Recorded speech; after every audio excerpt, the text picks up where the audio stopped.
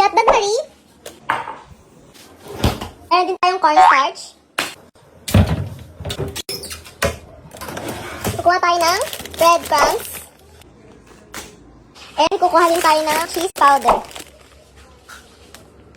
Tapos kukuha din tayo ng breadcrumbs na rin.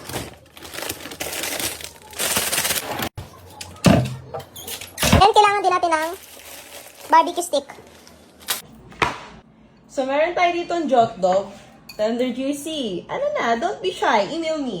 So, nakita ko to sa FYP. Tapos, nagutom ako. Nag-crave ako bigla. Sabi ko, itatry ko nga. So, ito, ang gamit ko pala, cheese dog na tender juicy. Not sponsored. So, gagawin natin, hihiwain lang natin to. Ang dami nagtatanong sa akin, sino daw si Marie? Wala lang, trip ko lang. So, after natin balatan yung mga jotdog, hihiwain lang natin to sa gitna. Ayan. Kasi lalagyan natin to ng design. Tutusok natin to sa barbecue stick. Hala, ano nangyari?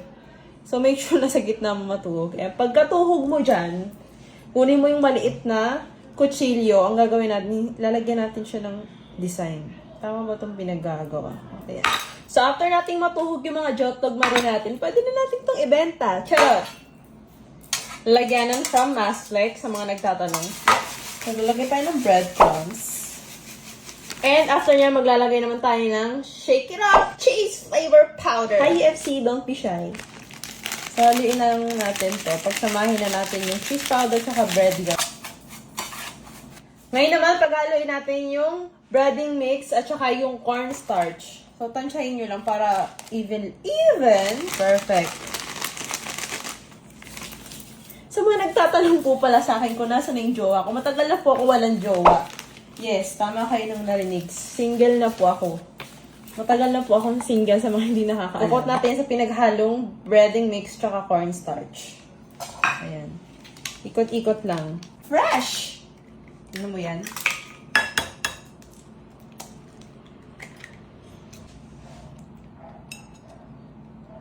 After maidip sa betlog ni Mika, ilalagay mo na siya sa breadcrumbs na may cheese powder. Perfect! So, maglalagay tayo ng oil, Marie. Wala talaga kaming matinong mga tao. Masarap to kapag deep fry. So, damihan niyo yung oil. Wow. Hindi ba masasunog yung barbecue stick? Feeling ko hindi naman. Siyang quick-quick. Bakit ganun? Wow, crispy.